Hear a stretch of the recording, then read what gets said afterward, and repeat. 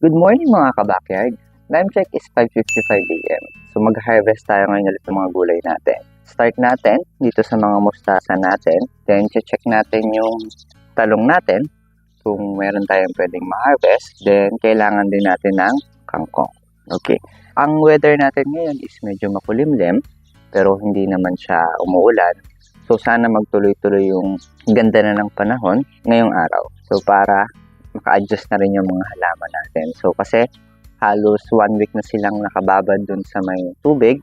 So, may tendency na mamatay yung ibang mga halaman natin. Start muna natin yung pag-harvest natin. Okay. So, makikita nyo itong mga mustasa natin, malalago despite nung pagkababad nila dun sa tubig. So, start natin. Tara.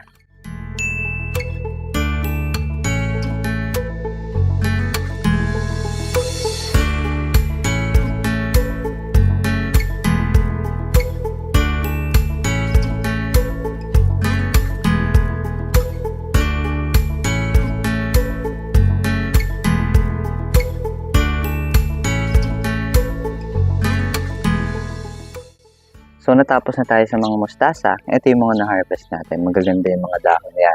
Malalaki. So, and then green na green. Okay. Then, proceed tayo ngayon dun sa pag-harvest ng mga kangkong natin. Kailangan natin ng at least 5 tali. Tara.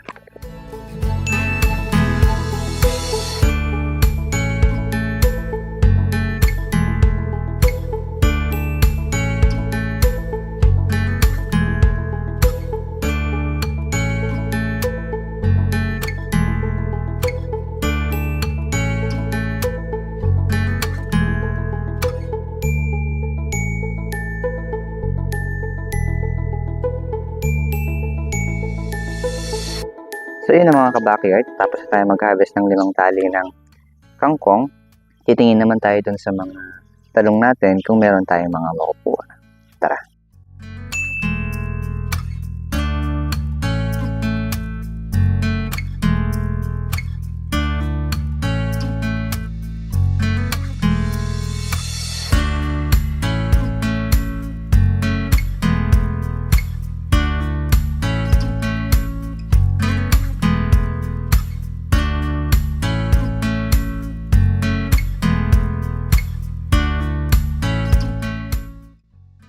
So yun mga ka-backyard yung naging harvest natin today, yung ating mustasa, kangkong, and talong. So despite nung tuloy-tuloy na pag-ulan natin, binibigyan pa rin tayo ng magagandang bunga ng halaman natin. Kayo din, sana mag-try na kayo magtanim sa mga likod-likod bahay nyo para lahat tayo ay madaming maani.